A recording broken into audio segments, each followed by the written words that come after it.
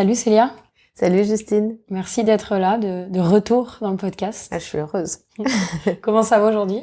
Eh ben écoute, en forme, les vacances approchent, l'actualité est dense, on a beaucoup de choses encore à faire et donc je suis boostée. Ok, génial, tu vas nous raconter tout ça.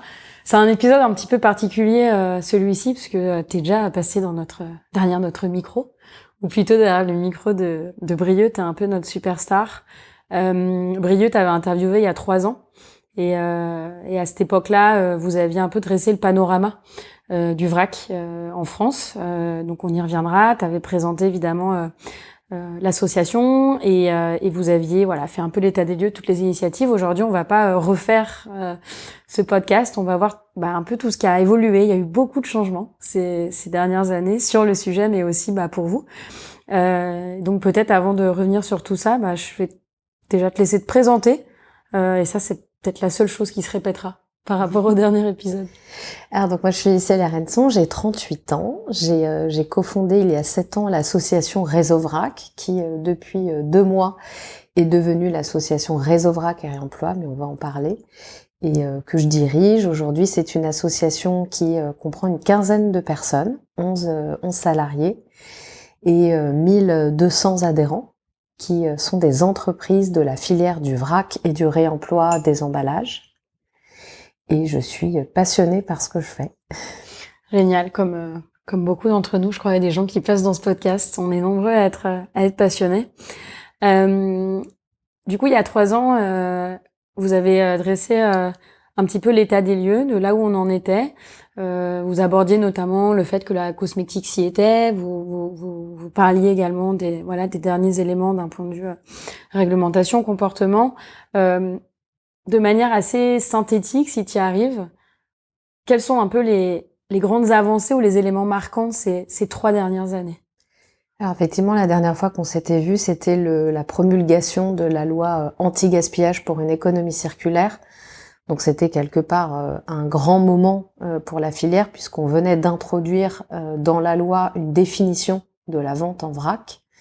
On donnait également le droit aux consommateurs de faire ses courses en vrac dans ses contenants, réemployables ou réutilisables, et d'en être responsable.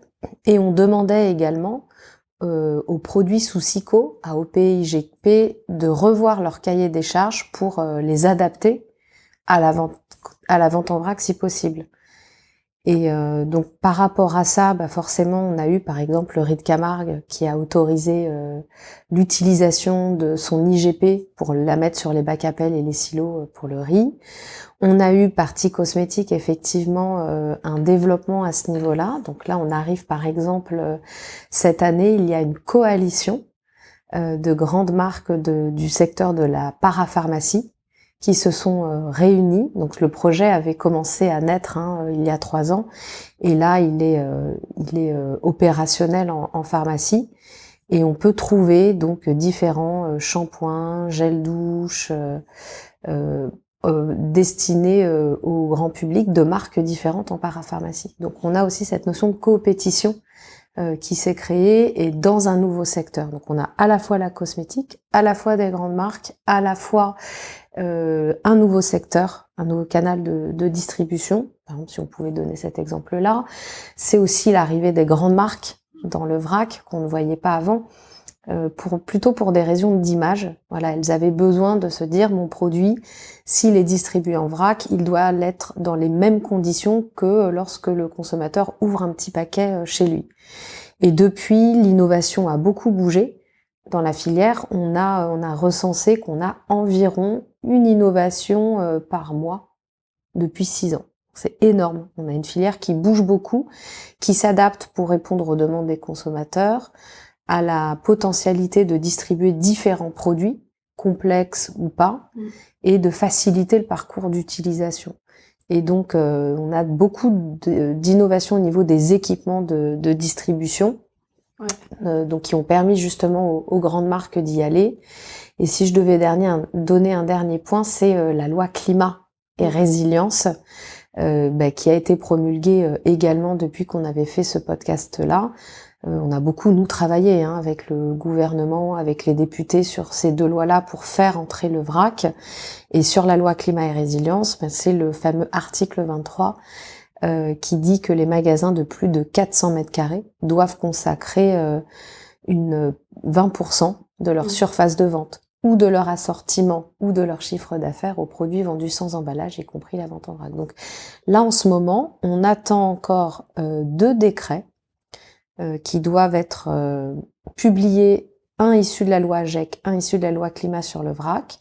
Celui de la loi GEC devrait arriver là incessamment sous peu. C'est la liste des produits qui sont interdits ou vendus sous condition en vrac. Et une fois qu'on aura ce décret-là, on pourra aussi avoir le 2e décret vrac de la loi climat et résilience qui viendra spécifier comment on fait ce calcul des 20%.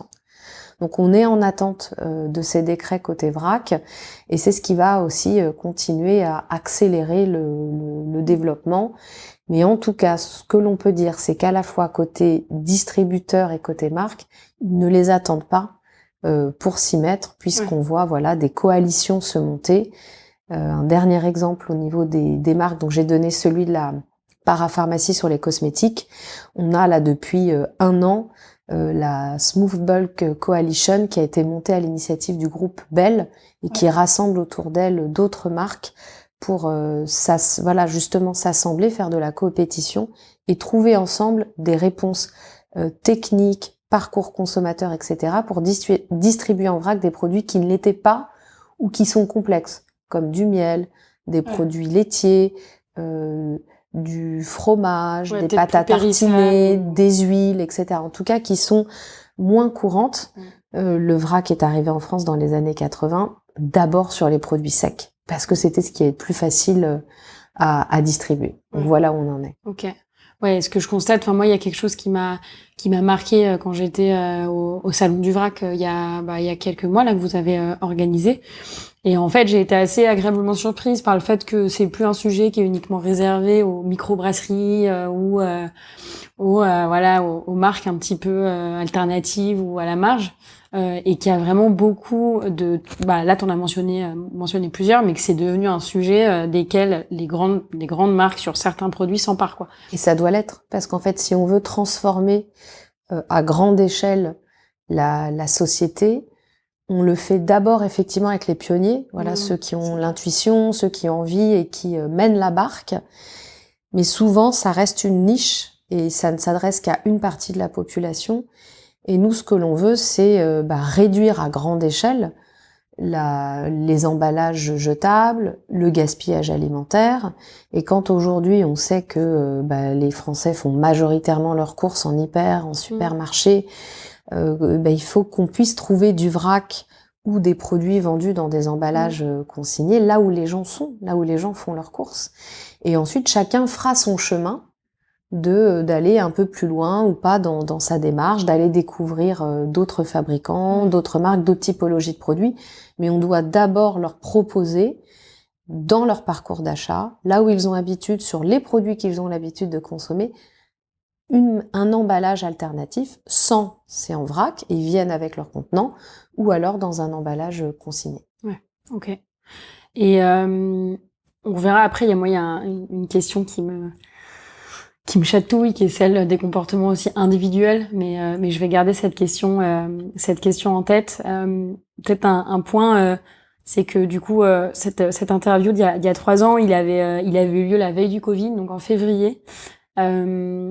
Nous, en tout cas, chez Circulab, on a constaté que le Covid avait été un accélérateur dans la prise de conscience individuelle.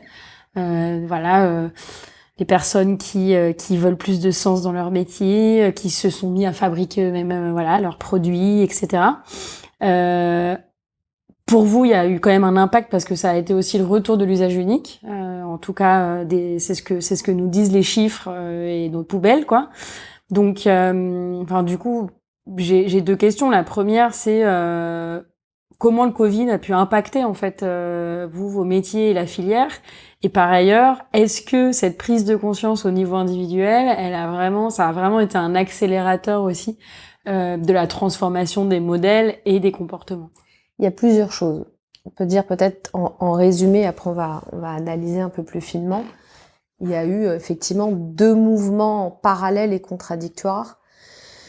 Le premier, c'est effectivement à partir du moment où on a tout coupé, on ne fait plus de trajet, on va plus au travail, on est confiné chez soi, mécaniquement on repense son organisation, son rapport à être chez soi. Et donc on a vu effectivement les gens prendre du plaisir à recuisiner, à prendre les repas en famille. C'est à cette époque-là qu'on a eu les taux les plus hauts de prise de repas en famille le soir, ce qui n'existait plus déjà depuis un certain temps. Donc en fait, étant donné qu'on était astreint à rester chez soi et que les seuls moments, les soupapes qu'on avait, c'était les 1 heure pour sortir faire ses courses, mécaniquement, faire les courses dans les commerces de première nécessité, c'était pas faire du shopping pour s'acheter un pantalon, devenait le plaisir et la seule activité. Donc effectivement, cette partie-là, elle est venue quelque part soutenir le vrac, puisque le vrac va permettre plus facilement d'acheter des ingrédients, des produits bruts, moins transformés, et donc de faire soi-même à la fois pour les repas, mais aussi les produits ménagers, les produits cosmétiques. Donc l'aspect do it yourself a effectivement bien augmenté, comme les gens aussi aimaient réaménager leur espace intérieur. On était vraiment dans cette chose-là. Et en parallèle, on avait un mouvement aussi qui était j'ai qu'1 heure pour sortir de chez moi, je vais au plus vite, je vais au plus près, j'ai plus le temps de faire la tournée des magasins, et si dans le magasin qui est à côté de moi, il n'y a pas de vrac, mécaniquement je peux pas en acheter. Donc on avait aussi des gens qui quelque part étaient privés d'aller acheter du vrac, et il y a eu aussi... parce que soit il y en avait pas. Souvent il y en avait pas. Alors il y en avait pas parce que le vrac était... on a 10 000 points de vente en France aujourd'hui, donc c'est quand même beaucoup. Mais les épiceries vrac, on en a 1000, donc mécaniquement on n'en a pas dans un rayon d'1 kilomètre pour tout le monde. Donc on a eu beaucoup de commerces qui en fait ont perdu une partie de leur clientèle parce que les clientèles venaient de loin et n'étaient pas dans le périmètre autorisé. Donc effectivement, on a eu ça. Et la troisième chose dans l'éloignement, c'est des personnes qui avaient peur du microbe, qui n'osaient plus sortir de chez elles et qui commandaient en ligne. Et alors là aussi, ce mouvement d'appuyer, de commander et de dire c'est quand même assez facile et agréable de ne pas bouger, de tout se faire livrer. Et on l'a eu aussi avec tout ce qui est vêtements ou électroménager, puisque c'était pas accessible en magasin, les gens n'avaient pas d'autre choix que de se le faire livrer. Donc il y a eu aussi un mouvement de personnes qui ont appris à commander en ligne. Et comme tous les loisirs étaient fermés, les gens ont fait beaucoup d'économies, on partait plus en vacances, on n'avait plus de loisirs, donc ils avaient davantage d'argent monopolisable pour se faire plaisir en service à domicile. Donc on a eu un peu toutes ces tendances-là. Nous, en tant qu'association, on est venu évidemment à la rescousse, à l'aide pour maintenir le secteur, d'abord d'un point de vue image, parce que jeune filière, du coup, ça veut dire qu'on avait une partie de la clientèle qui était habituée, mais une autre qui était en transition, donc qui n'avait pas eu le temps encore de s'habituer. Et cette partie-là en transition, effectivement, soit elle a eu peur du virus, soit elle pouvait plus accéder à son épicerie, soit elle faisait ses courses en ligne, et elle n'est pas revenue. Mais on voulait pouvoir soutenir la clientèle régulière et l'image du vrac de dire vous n'allez pas attraper le Covid en allant dans un magasin vrac ou en prenant un paquet de pâtes qui est passé de main en main dans un supermarché ou les poignées des... Voilà, donc on a aussi eu tout ce travail-là de soutenir une jeune filière avec d'un point de vue image, bonne pratique d'hygiène. Donc on a renforcé toutes nos procédures de bonne pratique d'hygiène. On a dit aux commerçants, vous arrêtez, c'est vous qui faites le service. Vous décontaminez les pots ou alors temporairement vous ne prenez que des sachets Kraft pour être sûr que le Covid, qu'on savait qu'il était sur la surface, etc. Et on a été beaucoup soutenu par le gouvernement aussi à ce moment-là. On a fait des affiches avec eux, Covid, les 4 bons gestes du vrac pour justement venir soutenir la filière. Et donc pendant la période Covid, pour toutes les raisons qu'on a évoquées, le do it yourself, le machin et puis le travail qu'on a fait pour venir soutenir, la filière a bien résisté.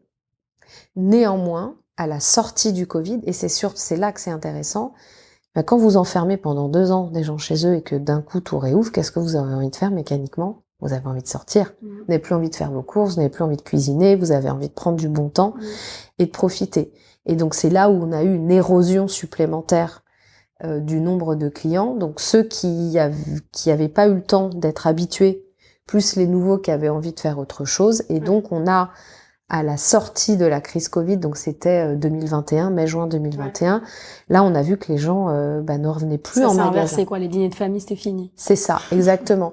Et donc, on a vu que globalement, ceux qui continuaient à fonctionner, c'était les livraisons de repas tout faits, de machin. Mais là, on voit que ça commence à s'éroder. Ouais. Et on voit qu'il y a un lien, c'est-à-dire quand les livraisons à domicile, notamment de repas tout faits, diminuent, on voit que les courses en magasin réaugmentent. Et donc là, on a eu une période un peu difficile, fin 2021-2022, où on a eu les contre-coups. Ouais. Du Covid, dans une jeune filière avec des entreprises qui avaient à peine 1 an, 2 ans ou 3, donc pas de trésorerie pour encaisser cette baisse de fréquentation. Et donc on a eu des fermetures en 2022, à peu près 200 fermetures de magasins. Avec les ouvertures, ça s'équilibre, on est là oui, donc toujours à peu près. Quoi. Oui, on a quand même continué à avoir des ouvertures parce qu'un projet, c'est plus d'1 an à maturer. Ouais. Donc, il y en a qui étaient lancés dans leur projet, donc qu'on ouvert. Et donc là, on est à peu près un chiffre stabilisé. On va avoir bientôt les résultats de notre baromètre semestriel. En tout cas, là, les retours terrain que j'ai, c'est que les clients reviennent, notamment dans des boutiques historiques. Ouais. Et maintenant, il faut voir comment ça se passe avec l'été. Mais ce qu'il faut se dire, c'est que l'envie, la prise de conscience qui était là avant crise, qui a un peu perduré pendant le Covid, mais qui s'est perdue à cause des changements de comportement, elle est en train de revenir et elle ne pourra que continuer à revenir si et seulement si on a effectivement un cadre législatif qui pousse les industriels, les magasins à proposer des produits avec moins d'emballage jetable, donc vrac et réemploi. Si on en parle dans les médias, et c'est ça qui a mis un vrai coup dur pour moi dans la crise, c'est qu'on ne parlait plus d'écologie. C'était la protection, le suremballage, on était là avec un niveau d'anxiété, voilà. Ouais. Et donc, à partir du moment où on n'avait plus l'écologie, les gens quelque part sont désintéressés.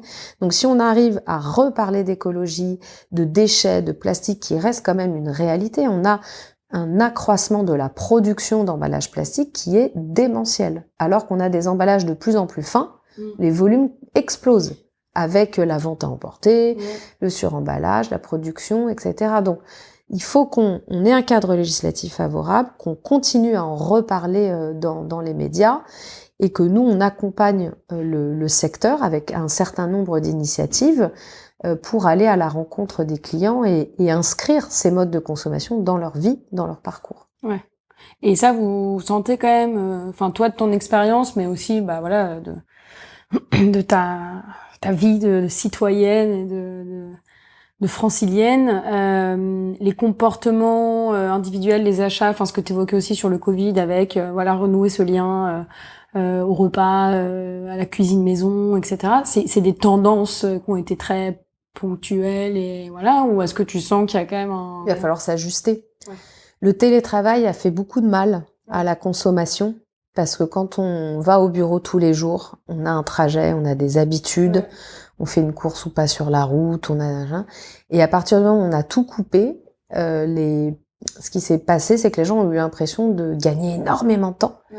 Et quand on leur a dit, maintenant tu retournes au boulot, ils se sont dit, mais en fait j'ai plus le temps, plus le temps de rien faire.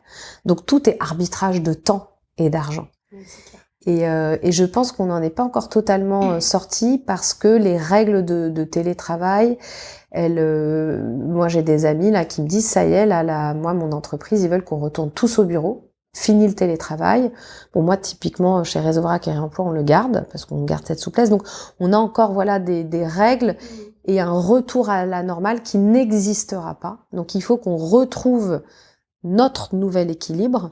Et dans un contexte de crise, parce qu'il faut se dire qu'on n'a pas eu de chance, mais après le Covid, qu'est-ce qu'on a eu? La guerre en Ukraine, l'inflation, facture énergétique qui augmente, on n'arrive pas à boucler les fins de mois, donc on a eu quand même, après la peur et l'hygiène du Covid, il faut faire attention à son porte-monnaie, il faut pas dépenser. Ouais. Donc on n'est pas aidé quand même dans ce contexte-là. Ouais, et puis ce que je comprends, c'est qu'il y a quand même on est encore loin de la norme, quoi. On est encore loin c'est-à-dire que dès que on apprend ça encore comme c'est plus cher, c'est moins pratique, c'est plus loin. Donc en fait finalement, ça nous rajoute des barrières supplémentaires. Et encore une fois, dans les médias, on parle de choses qui déplacent en fait la vue, l'arbitrage des consommateurs, alors qu'on devrait être là en se disant, quand on a eu l'été dernier quand même des feux à cause des incendies, à cause de la sécheresse, etc., et qu'on se dit, on marche sur la tête d'un point de vue environnemental, et on a aujourd'hui des solutions qui nous permettent de consommer en réduisant la pression sur la biodiversité. Il faut savoir que moins d'emballages jetables, c'est moins de déchets, c'est moins de CO2 tout court, parce qu'on ne prélève pas. Les emballages sont majoritairement issus de la pétrochimie, donc il y a beaucoup de CO2 qui est dégagé tout au long de la chaîne de l'emballage jetable, et consommer en vrac, c'est réduire au moins d'un tiers le CO2 tout au long de la chaîne de valeur. Donc ça fait partie de toutes ces choses-là qui doivent être valorisées pour moi dans les médias, et de dire oui, et surtout que le vrac, en achetant la juste quantité, permet de pas trop dépenser, tout en se faisant plaisir. Donc voilà, on devrait plutôt se dire, on est en période d'inflation, dans un contexte de crise écologique, regardez comment vous pouvez agir au quotidien de manière facile. Ben non, en fait, on ne dit pas ça. Donc c'est pour ça que j'ai que le rôle des médias est très très important. Ouais, et puis de nouveau, pour en faire que ce soit la norme, et pas cette espèce de modèle en marge. Ça, c'est quelque chose aussi donc on voit dans tout le travail qu'on mène sur la sortie des plastiques jetables à Paris, où en fait la question c'est souvent bah oui, mais par exemple sur les boissons chaudes, ah bah oui, mais ils veulent leur petit couvercle, et quand ils ont pas leur petit couvercle, ils râlent. Bah ouais, mais faut inverser la norme, c'est-à-dire qu'il y a pas de couvercle, et quand ils en veulent un, faut demander. Et en fait, je pense que c'est aussi finalement le travail des médias aussi, qui va être de présenter le vrac comme une espèce de solution marginale. Ça aide peut-être pas, quoi. C'est inverser les codes. C'est hyper important, exactement, parce que, et puis les médias, c'est de la masse et c'est de la répétition. Ouais, donc plus en fait on pose et on donne les bons messages, plus on donne envie. Quand on a monté Réseau Vrac, la philosophie que moi j'avais eue au départ, et c'est toujours la même, c'est d'être inclusif, de donner envie et de proposer des solutions. On a plein de personnes qui sont là pour lancer des alertes, et c'est leur boulot. Moi, mon job, c'est de dire, regardez, voilà le constat, et regardez ce qu'on vous propose pour agir aussi à votre échelle au quotidien, mais de manière positive. Voilà, on n'est pas là pour montrer du doigt, toi tu consommes pas bien, c'est pas bien. Donc il faut qu'on apporte des solutions concrètes sur tous les produits, pour tout le monde, au plus proche de chaque personne. Et effectivement, petit à petit, on déplacera la norme, comme tu dis, si c'est de plus avoir si demain tout dans un hyper supermarché était en vrac ou dans des emballages consignés, les gens se diraient pas c'est pénible d'apporter, parce que ce serait comme ça. Ouais. Enfin depuis là ces derniers mois, il y a eu pas mal de changements pour vous, enfin en lien avec tout ce que tu évoques. Ça a fait que Réseau Vrac a grandi. T'évoquais aussi le fait que pendant le Covid, il a fallu consolider cet accompagnement des commerçants, des commerces, etc. Donc vous avez grandi d'une part. Il y a eu aussi quand même un élément important, c'est que vous avez fusionné avec deux associations, ça c'est tout récent. Deux associations qui sont donc Réseau Consigne au niveau national et Île-de-France. Pourquoi cette fusion entre le vrac et la consigne pour réemploi? Ça veut dire quoi pour vous? C'est à la fois un mariage de raison et une longue amitié. Je vais commencer par la longue amitié parce qu'elle est courte. On travaillait avec Réseau Consigne déjà depuis plusieurs années. À titre personnel, j'avais la chance d'être au sein de leur conseil d'administration, et on avait quelques adhérents en commun et des problématiques communes où on se retrouvait sur certains groupes de travail interministériels. Et le mariage de raison, c'est qu'en fait, tout simplement, ce sont deux modalités de vente complémentaires qui permettent in fine aux consommateurs de ne plus avoir d'emballage jetable. Le vrac, c'est le réemploi de l'emballage par le consommateur. La consigne, c'est quand on pose une valeur monétaire, c'est le réemploi par l'industriel.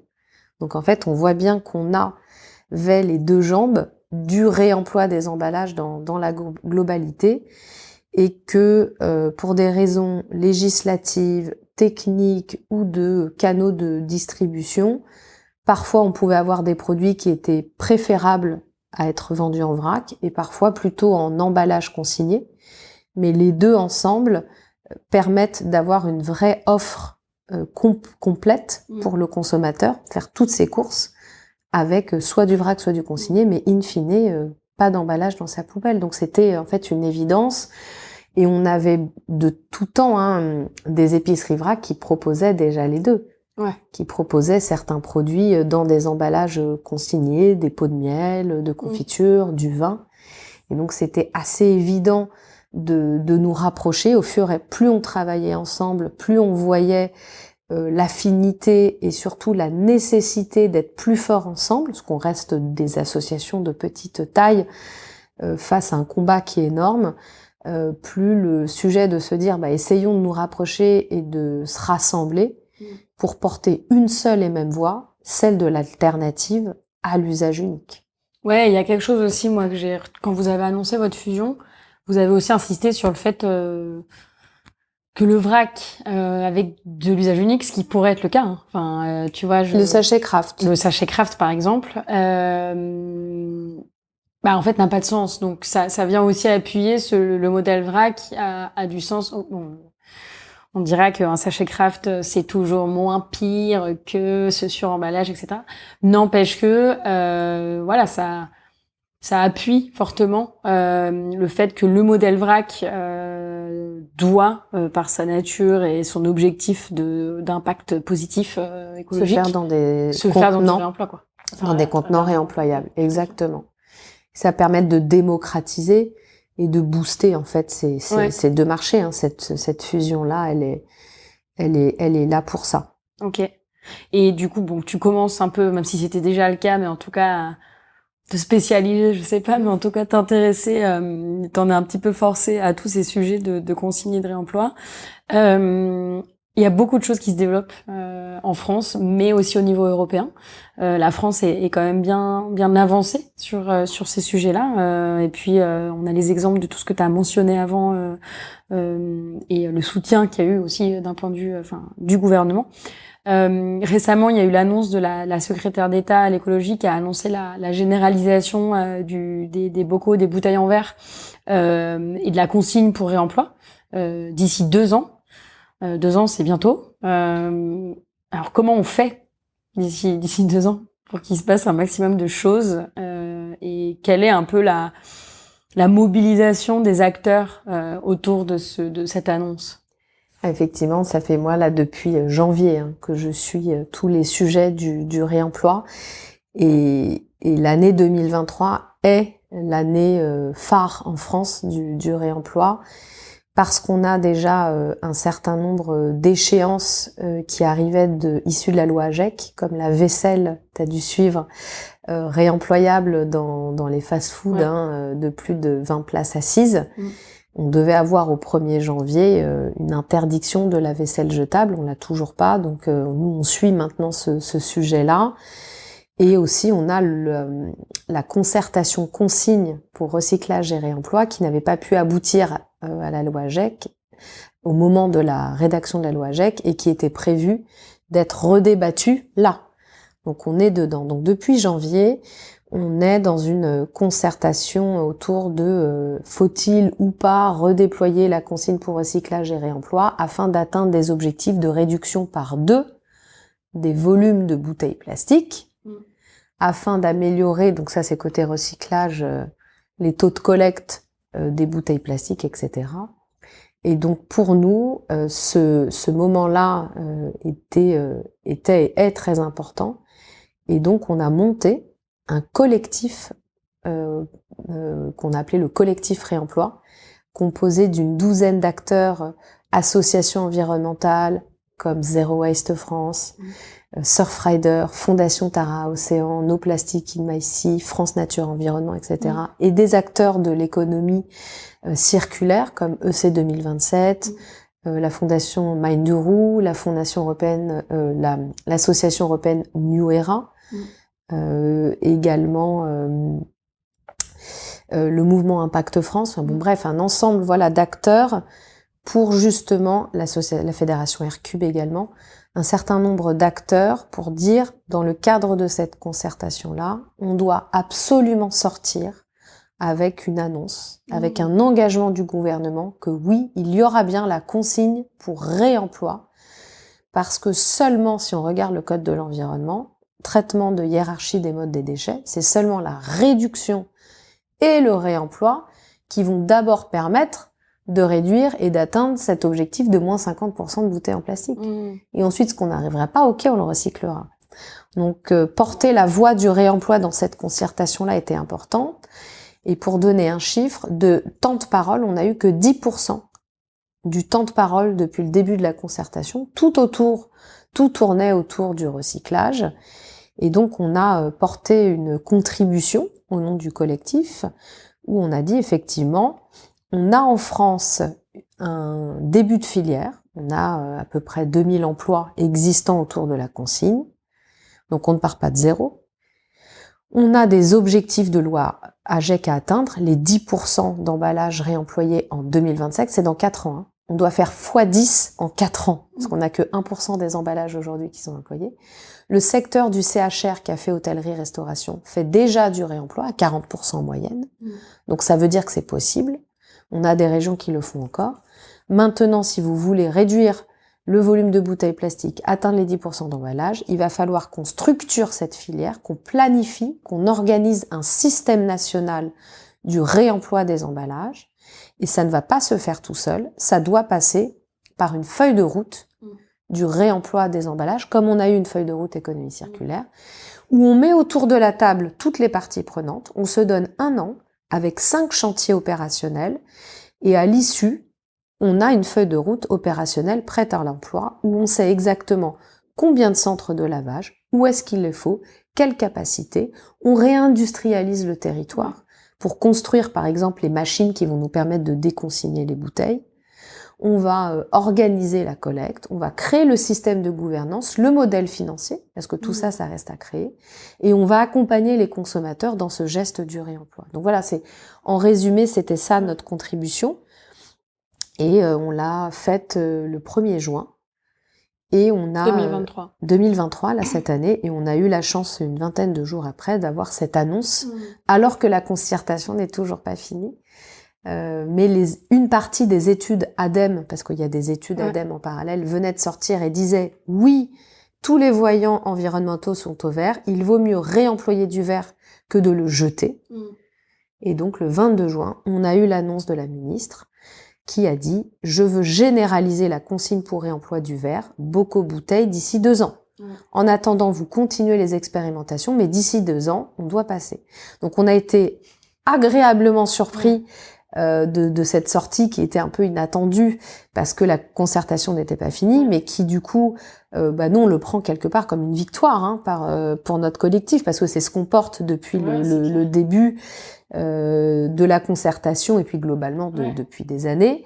Maintenant, notre sujet, c'est de se dire comment on va transformer cette annonce en acte et comment on peut avoir cette fameuse feuille de route pour justement atteindre la généralisation depuis 2 ans. Donc là, notre combat aujourd'hui, il est là, c'est de remonter auprès du ministère pour avoir un éclaircissement depuis l'annonce de la mise en œuvre concrète de cette annonce. Et ça passera peut-être par une proposition de loi. Voilà, c'est des choses qu'on envisage avec le collectif. Et en tout cas, on prévoit à la rentrée de maintenir le sujet, maintenir la pression auprès du gouvernement pour que cette annonce-là ne fasse pas pchit, mais se transforme bien en réalité. Donc on va avoir le 30 août une table ronde aux universités d'été de l'économie de demain sur ce sujet-là, et en septembre on va continuer les actions justement pour transformer l'annonce en acte. Donc peut-être que quand vous écouterez cet épisode, chers auditeurs et auditrices, il y aura déjà des choses qui se seront passées. Enfin déjà, moi je suis assez impressionnée de tout le travail que vous menez pour faire bouger les lois, en fait. Parce que c'est souvent le sujet sur lequel on se dit il y a rien à faire, la réglementation, les lois, tout ça c'est politique. Et en fait, ça m'a sauté aux yeux aussi, parce que Célia, t'étais intervenue dans le cadre d'un cours à l'ESSEC dans la chaire économie circulaire. Et en fait, plusieurs étudiants m'avaient posé la question de mais quel est le modèle en fait de cette association. Je leur disais en fait de manière très caricaturale, ils font le même travail qu'une association ou une fédération professionnelle qui ferait un lobbying pro emballage jetable. Sauf que là c'est pour le réemploi, le vrac, et que c'est du positif. Et en fait, je pense jamais il s'était dit que c'était possible d'avoir un travail de plaidoyer, comme on l'appelle, qui aille pour le bien, quoi. Et moi, je dis toujours lobbying. C'est pas un gros mot. En fait, à partir du moment où on l'utilise pour l'intérêt général, c'est bien. Parce qu'effectivement, il lui faut influencer. La seule différence qu'on a, c'est qu'on on ne joue pas avec les mêmes armes. Et on n'a pas les mêmes moyens. Et l'intention n'est pas la même. Et l'attention n'est pas la même. Et je te le disais, effectivement, 2023 est une année charnière pour nous au niveau français, mais aussi au niveau européen et international. Il y a le traité plastique. Et effectivement, il y a des objectifs de réduction. Il faut toujours rappeler qu'à un moment donné, on a des solutions vrac réemploi qui vont permettre d'avoir une véritable alternative au plastique à usage unique. Et au niveau européen, là, on est encore en plein dedans. Donc, dans nos dernières actualités, il y a aussi la création, là, cette année, de New ERA, New European Reuse Alliance, qu'on a quelque part plus ou moins aidé à co-créer. En tout cas, j'ai aussi la chance d'être au conseil d'administration de cette nouvelle entité européenne pour pousser le reuse dans les politiques publiques au niveau européen. Et cette année, c'est la révision de la directive emballage qui va devenir un règlement européen, donc qui va être transposé de fait, et qui va s'imposer à tous les États membres. Et là, il y a des gros enjeux de poser des objectifs en termes de refill et de reuse. Donc le refill, c'est plutôt le vrac, et le reuse, le réemploi. Et là, on voit, donc on a aussi là utilisé le collectif pour faire du lobbying, et on voit que les fabricants d'emballages jetables, mais tout matériaux confondus, et des gros industriels, des chaînes de fast-food que je ne citerai pas, déploient une énergie et des moyens financiers énormes pour faire quoi? Pour produire des études qui ne sont ni faites ni à faire, pour faire des pataquès dans la presse, et de dire qu'en gros, c'est quand même vachement mieux de manger dans une assiette en carton que de manger dans de la vaisselle réutilisable. Et là, les risques qu'on encourt en ce moment, donc septembre va être aussi une année, un moment de rentrée pour nous intense au niveau français et européen, parce que c'est là, au niveau européen, on va avoir le vote au Parlement au niveau de cette directive-là, et les risques auxquels on s'expose là actuellement, c'est d'avoir des objectifs sur le secteur HoReCa, donc café, hôtellerie, restauration, qui soient retirés, donc on n'aurait plus d'objectifs de vaisselle réemployable alors qu'on l'a en France. Et donc c'est un recul au niveau européen, et donc un risque pour nous qu'on nous demande la même chose à terme en France. Donc ou d'estimer pourquoi on irait plus vite que les autres, quoi. C'est ça. Donc là, nos deux objectifs au niveau européen pour septembre, c'est de s'assurer du vote des objectifs en termes de refill, parce que pour le coup, on a proposé au niveau européen les 20% de vrac. On l'a proposé, ils l'ont pris, a priori. Donc on va pousser pour qu'ils aient eux aussi les 20% de vrac dans les hyper supermarchés. Donc il faut qu'on s'assure qu'ils le votent bien.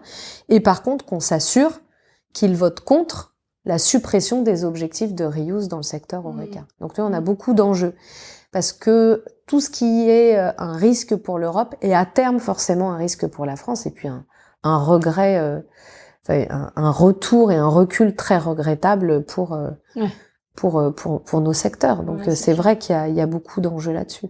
Et peut-être juste pour finir avant mes deux questions de clôture, là t'évoques le lobby du jetable contre le lobby du réemploi et du vrac, mais pour qu'il y ait un changement quand même du système, et que d'ici 2 ans on atteigne ces objectifs-là, et ça rejoint le début de notre conversation sur le fait que il faut que les marques commencent à s'y mettre. Donc ce sera peut-être pas aujourd'hui les marques dont le modèle économique est uniquement basé sur le jetable.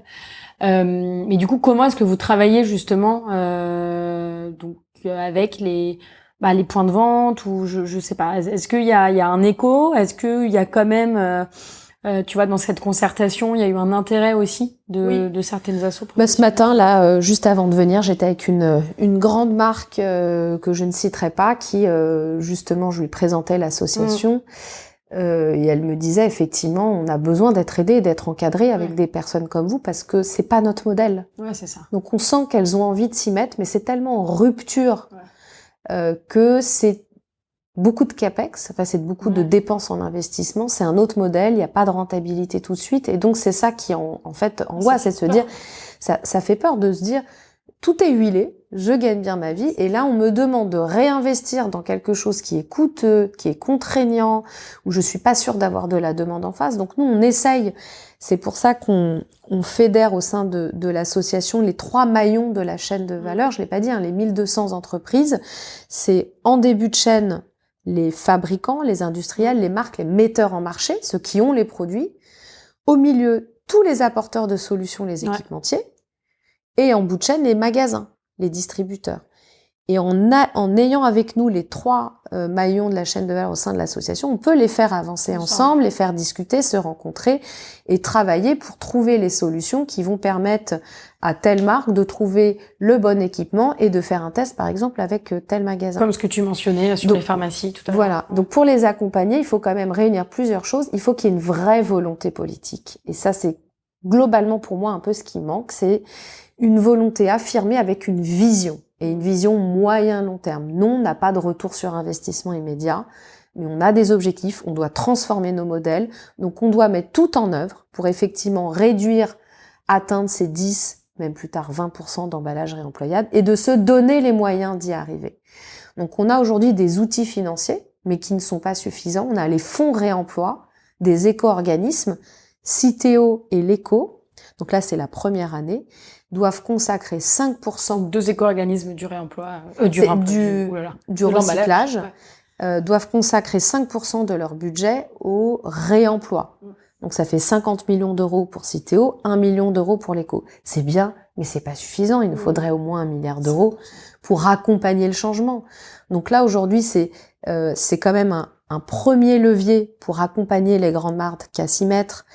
Et on a des projets là qui sont menés par ces éco-organismes pour justement aider les marques, les distributeurs à passer au réemploi. Mais il faut une vision et il faut des moyens. Et là, un de mes sujets du moment, c'est de faire comprendre au gouvernement qu'on est une nouvelle filière, une filière industrielle du réemploi des emballages. Il y a 100 milliards d'emballages jetés chaque année. Donc, on n'est pas en train de parler de quelque chose en France. Emballage ménager. 100 milliards d'emballages ménagers.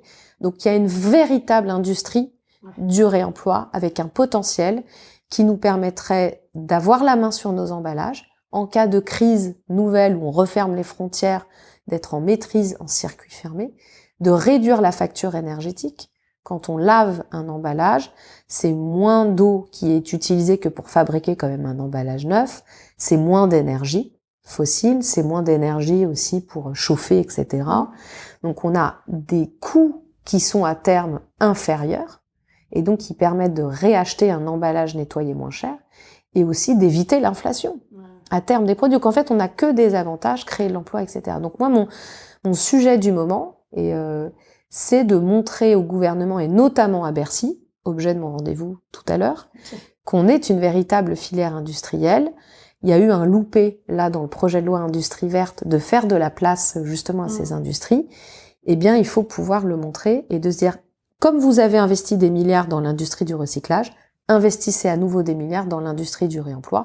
On a besoin des deux pour avancer, mais faisons l'équilibre selon la hiérarchie des modes de traitement des déchets, réduction au réemploi, et ensuite recyclage. Mais c'est comme la médecine. Prévenons plutôt que dépenser, ça c'est écrit. que guérir à posteriori. Ouais, c'est clair. Et la dernière chose que j'ai oublié de dire, c'est dans les actualités depuis qu'on s'était parlé, c'est qu'on a créé un moment national à destination des consommateurs. C'est le mois du vrac, en mars, qui va devenir cette année le mois du vrac et du réemploi. Et donc, c'est le rendez-vous annuel pour justement avoir l'occasion de parler, de présenter ces modes de consommation, avoir des animations au magasin, des conférences, 31 jours pour mieux consommer et passer ou repasser au vrac et au réemploi. Et ça, je pense que c'est fondamental et peut-être, on terminera là-dessus sur le développement, mais sur ce triptyque, tout à l'heure, tu évoquais sur le fait au sein du réseau, vous allez avoir les metteurs sur le marché, les apporteurs de solutions et les magasins, mais on sait aussi que la transformation, elle passera par le politique, le privé et les consommateurs. Et encore plus les consommateurs, parce qu'on est dans un changement de comportement, c'est ce qui est de plus dur et de plus long à travailler. Et d'où, je disais, la presse, les médias, c'est important en fait d'avoir les bons messages et de les répéter et d'accompagner le geste conso parce qu'on a été déshabitués. Ouais. Et avec toute une communication, je vous recommande pour celles et ceux qui l'auraient pas vu lors du mois du vrac, qui est vraiment génial. Déjà c'est beau et en plus de ça, c'est consommervrac.fr, voilà. Consommervrac.fr et voilà, il y a plein de conseils, de bonnes pratiques. Enfin, c'est vraiment bien fait. Merci pour tout ça. Encore bravo. Merci, de nouveau, je suis vraiment impressionnée. Faut remercier les équipes. Et bravo les équipes. Merci. Elles font un travail vraiment formidable. Elles dépotent. Elles sont engagées, investies dans l'association et pleines d'énergie et vraiment merci à l'équipe. Et c'est là qu'on se rend compte que tout ça, s'il y avait pas derrière des sergents, ce que tu disais au début, des gens convaincus, passionnés par ce qu'ils font, on n'irait pas loin. Donc merci vraiment, effectivement, les équipes. Peut-être pour finir, les deux questions qu'on aime bien poser à nos amis qu'on reçoit dans le podcast. La première, c'est si tu te croisais au début de cette aventure, donc il y a 7 ans, quand tout a commencé pour toi sur ce sujet-là, quels sont les conseils que tu te donnerais Et je donnerais le conseil que m'a donné mon mari. En fait, c'est lui qui m'a poussé quelque part à monter Réseau Vrac, en tout cas à accepter ce challenge. Et donc, je donnerais en fait ce conseil-là, vas-y, fonce. Ouais. N'hésite pas, fonce. Okay. Donc, je referais exactement la même chose, mais je me le donnerais. J'aurais peut-être plus confiance en moi. Donc, le fait qu'il te l'ait dit, ça t'a... Oui. Ça m'a rassurée parce qu'il m'a dit t'as toutes les compétences pour en gros pour le faire parce que j'avais été moi-même porteuse de projet, mes 9 années d'expérience en conseil en stratégie puis au sein de grands groupes et j'ai beaucoup voyagé, voilà, j'ai rencontré plein de personnes, travaillé dans plein de milieux différents, m'ont donné en fait les outils pour créer l'association et lui est venu apporter l'infrastructure web qui nous fallait, donc une vraie complémentarité. Et moi, j'hésitais parce que je me disais, monter une association, je viens pas de ce milieu-là, il n'y a pas de subvention, il y avait rien, il y avait zéro, il y avait pas de... Donc j'ai utilisé mon chômage, mais il m'avait dit, c'est pour toi, quoi. Fonce, vas-y. Okay. Donc je le dirais, je referai exactement pareil. Donc on remercie les équipes, mais on remercie aussi ton mari, du coup, de t'avoir donné ce conseil, parce que tout ça n'en serait peut-être pas là sans ça. Alors nous voilà, on a eu un petit problème de carte mémoire. Du coup, on va reprendre avec la dernière question et on terminera là-dessus. Qu'est-ce que tu souhaiterais dire à ton aventure, à tes petits-enfants, donc te projeter dans un futur, on était dans le passé, et puis là, voilà, dans plusieurs années, plusieurs décennies. Alors mes petits-enfants, c'est-à-dire que les enfants de mes enfants, donc je leur dirais, votre grand-mère, elle, quand elle a commencé l'aventure, elle savait pas trop où elle allait, mais elle avait des convictions et elle avait vraiment envie de faire bouger les choses. Et même si on a peu de moyens et que la tâche paraît immense, moi je pense qu'avec beaucoup de conviction et d'énergie, on arrive à faire bouger les choses. Et donc il faut croire en fait en ça. Il faut absolument pas baisser les bras. Et on a toujours un impact. Quoi qu'il arrive, on en a toujours direct, indirect, on fait bouger les choses. Et donc, croyez-vous aussi à vos projets, investissez-vous et embarquez avec vous voilà, du monde autour de vous pour faire bouger les choses comme je l'ai fait il y a 7 ans. Et pourtant, je démarrais de loin. Génial, merci.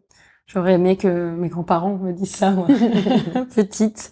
Merci beaucoup, Célia, pour ton temps, pour ces retours et cette mise à jour 3 ans après le premier épisode. Je te souhaite une excellente continuation, un bon rendez-vous avec Bercy cet après-midi. Merci.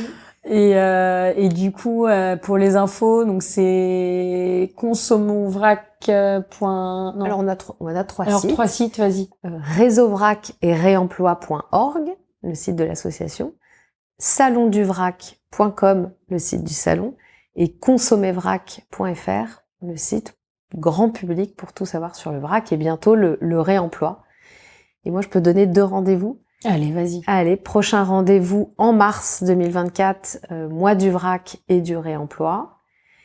Et puis dans 3 ans pour faire la suite, Justine et Brieux. Parfait. Et d'ici là, il y aura plein de trucs. Voilà, et j'espère qu'on sera près des 10% de réemploi des emballages, parce qu'on a 4 ans pour faire x10.